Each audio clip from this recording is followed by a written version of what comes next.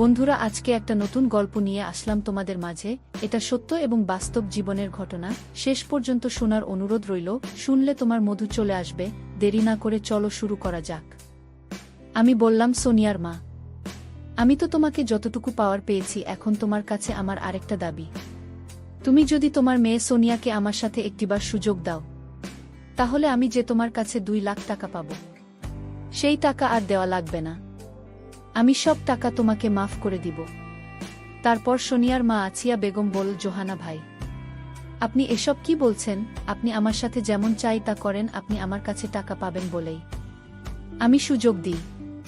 কিন্তু তাই বলে আমার মেয়ের সাথে আমার মেয়ের দিকে আপনার কিভাবে নজর পড়ল? ও তো আপনার মেয়ের মতো, তারপরেও হালা কিছুতেই মানছিল না।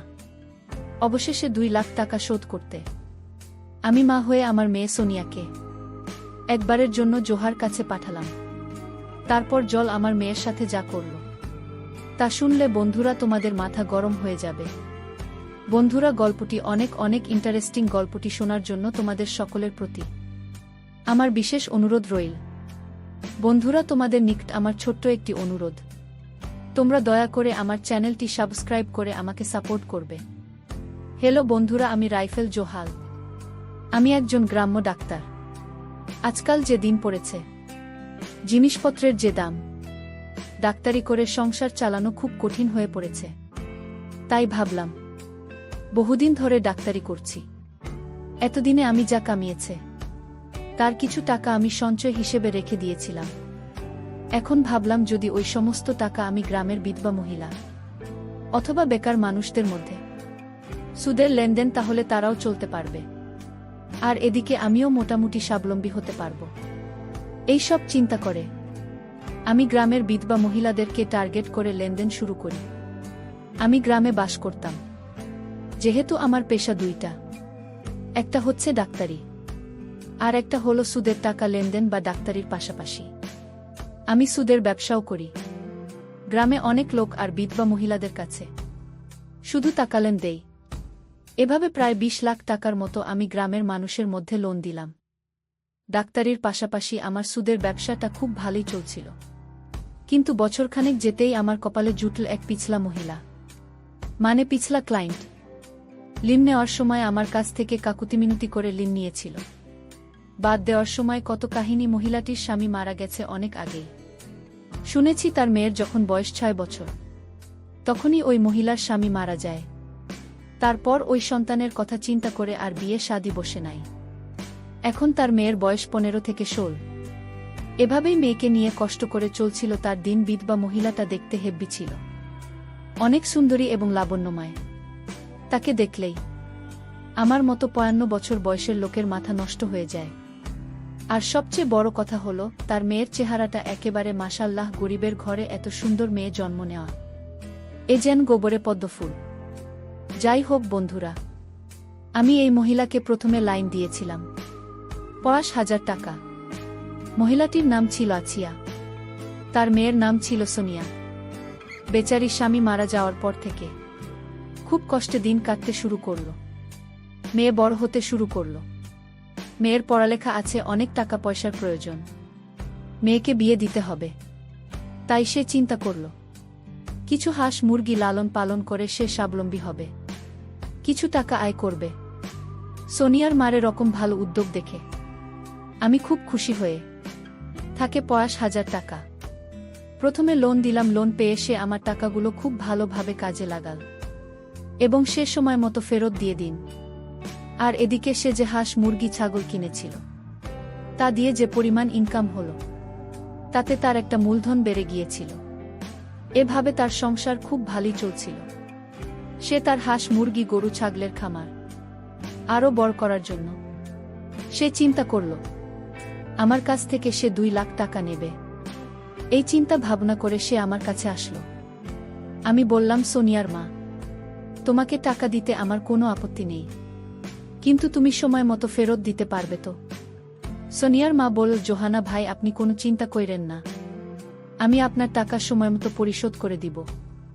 আমি বললাম, আচ্ছা ঠিক আছে সোনিয়ার মা, তাহলে তুমি আগামীকালকে এসো। আগামীকালকে আমি তোমাকে 2 লাখ টাকার চেক দিয়ে দেব।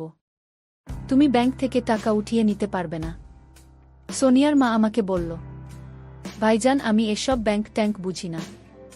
আমি ব্যাংকের ঝামেলায় যেতে চাই না। আপনি আমাকে নগদ টাকা দিয়ে দেন। আমি বললাম, আচ্ছা ঠিক আছে সোনিয়ার মা, তুমি আগামীকাল এসে নগদ টাকা নিয়ে যেও। ঠিক আছে। তারপর সোনিয়ার মা চলে গেল। পরের দিন সকালে আমার কাছ থেকে 2 লাখ টাকা নেওয়ার জন্য সোনিয়ার মাসল। আমি বললাম, সোনিয়ার মা, টাকাটা কিন্তু অনেক বেশি। আর আমি 1 লাখ টাকার উপরে ঋণ দিলে সাধারণত কাগজপত্র করে দেয়। জানোই তো সোনিয়ার মা, মানুষের হায়াতমতের কথা বলা যায় না, তাই কাগজ করে টাকাটা দেওয়াই উত্তম। তুমি কি আমার সাথে কাজ করে টাকা নিতে ইচ্ছুক? সোনিয়ার মা আমাকে বলল, ঠিক আছে ভাইজান, আমার কাগজ করে টাকা নিতে কেন সমস্যা নেই। সোনিয়ার মা আমাকে বলল, তবে এই কাগজে কি লেখা রয়েছে ভাইজান? আমি বললাম, এই কাজে অন্য কোনো কিছুই লেখা নেই, শুধু লেন নেওয়ার শর্তগুলিই লেখা রয়েছে, সময়মতো পূরণ করতে পারলেই হবে। আমি বললাম, ঠিক আছে জোহানা ভাই, কোথায় সই করতে হবে আমাকে বলুন। তারপর সোনিয়ার মা দলিলে সই করে আমার কাছ থেকে 2 লাখ টাকা নিয়ে গেল। আমার কাছ থেকে 2 লাখ টাকা নিয়ে সে 2টি গরু কিনল, কিছু ছাগল এবং হাঁস মুরগি কিনে তার খামার শুরু করল। এইভাবে তার খামার ভালোই চলছিল। কিন্তু কিছুদিন যেতে না যেতেই ঘটল এক ভোটদানের দুর্ঘটনা। হঠাৎ একদিন সোনিয়ার মার গোয়ালঘর থেকে 2টি গরু চুরি হয়ে গেল। সোনিয়া আমার মাথায় তো আসমান ভেঙে পড়ল। এখন সে কি করবে? এসব যে তার ঋণের টাকায় কিনা, আমার কাছ থেকে লোন নিয়ে কেনা। সোনিয়ার মা খুব হতাশ হয়ে গেলেন। আর এদিকে আমিও আমার টাকা পাওয়ার জন্য বারবার তাগাদা দিতে শুরু করলাম। সোনিয়ার মা আমাকে বলল, জোহানা ভাই, কয়েকটা দিন অপেক্ষা করেন, আপনার টাকা নিশ্চয়ই দিব, কিন্তু এজন্য আমাকে কিছু সময় দেন। দেখতেই তো পাচ্ছেন আমার কত বড় ক্ষতি হয়ে গেল। সর্বনাশা চোর আমার সবকিছু নিয়ে গেল। এই ক্ষতি কাটিয়ে উঠতে আমার একটু সময়ের প্রয়োজন। আমি বললাম, ঠিক আছে সোনিয়ার মা, আমি তোমাকে 1 মাস সময় দিলাম। 1 মাসের ভিতরে আমার সমস্ত টাকা লাভের আশায় দিয়ে দিতে হবে। কথাটা মনে থাকে যেন। সোনিয়ার মা বলল, ঠিক আছে জোহানা ভাই, আপনি কোনো চিন্তা করবেন না, আমি 1 মাসের ভিতরে আপনার টাকা ফেরত দেব। তারপর আমি ওই মহিলার কাছ থেকে চলে আসলাম। 1 মাস পর আবার সোনিয়ার মার কাছে আমার পাওনা টাকার জন্য গেলাম। গিয়ে দেখি সোনিয়ার মা পিঠা বানাচ্ছে, পুলি পিঠা। আমি গিয়ে সোনিয়া আমার ঘরে বসলাম। সোনিয়ার মা আমাকে দেখে বলল, আরে জোহানা ভাই কেমন আছেন আপনি? এই নেন পুলি পিঠা খান, অনেক মজা হয়েছে ফুল পিঠাগুলো।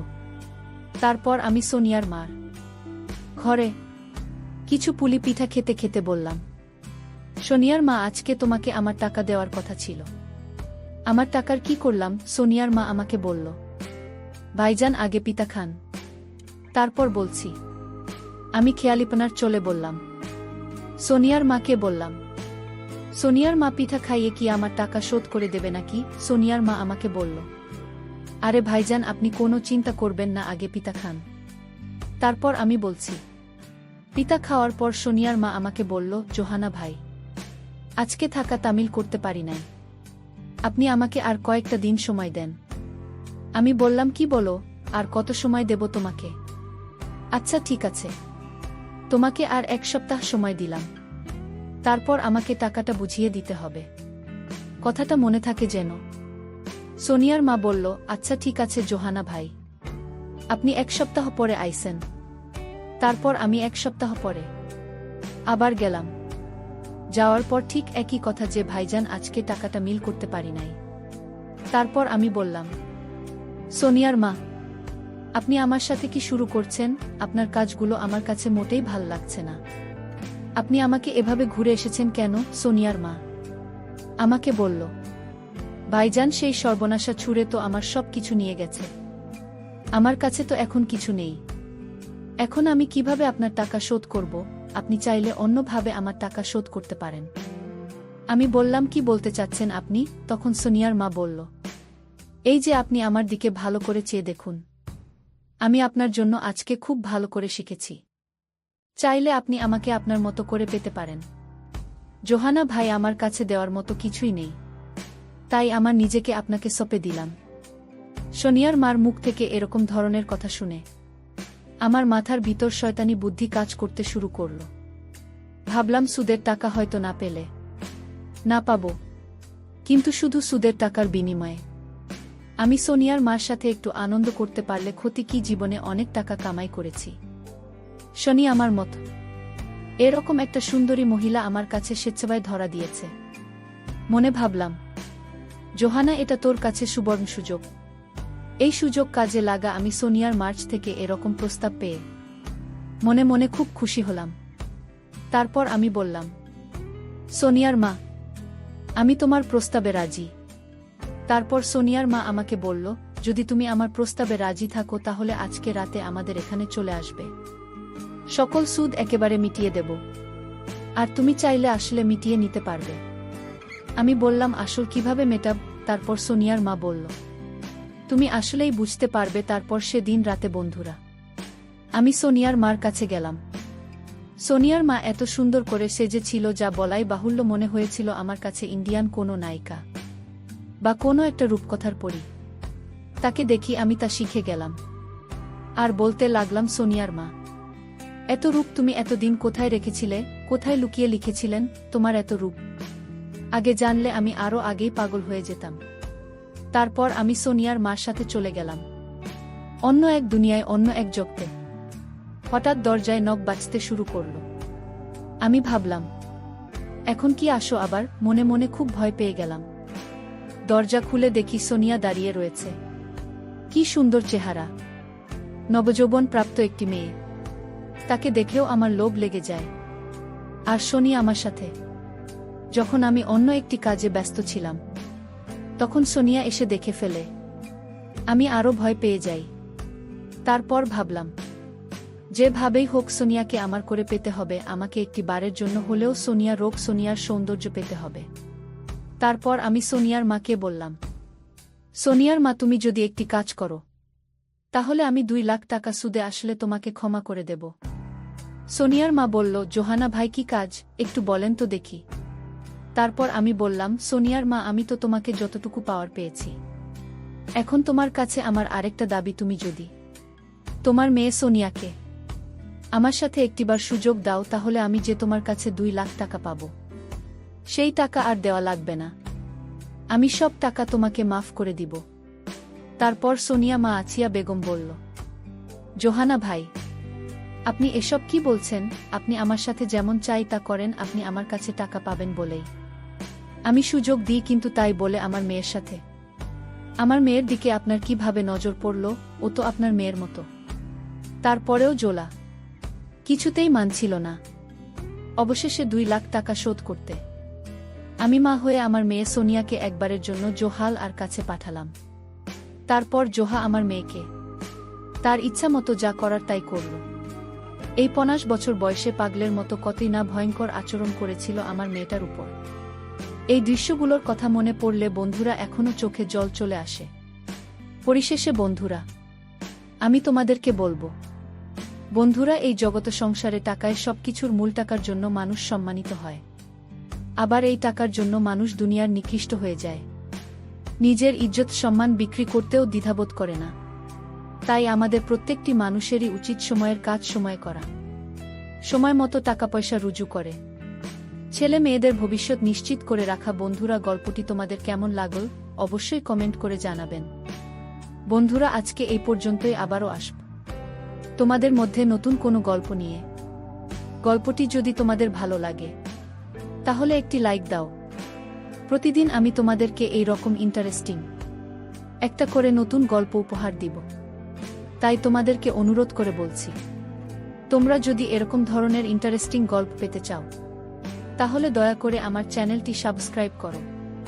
অবশেষে তোমাদের সকলের সুস্বাস্থ্য কামনা করি। ভিডিওটি দেখার জন্য তোমাদের সকলকে অসংখ্য ধন্যবাদ।